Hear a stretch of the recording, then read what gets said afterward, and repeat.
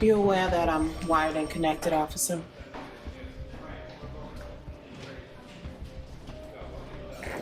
We know on October 31st at approximately 10:31 p.m., you made a routine traffic stop. What happened after you searched the car? Fuck. It's kind of embarrassing. Why is it embarrassing? Well, she's the one who propositioned me. Propositioned you for what? She's the one who came on to me. I'm a guy. That's what guys do. Do you have any idea how this woman's fabricated lies has destroyed my family? She'll cost me my job. You're right. That is what men do. You see those bruises? How'd they get there? Did she ask for those too?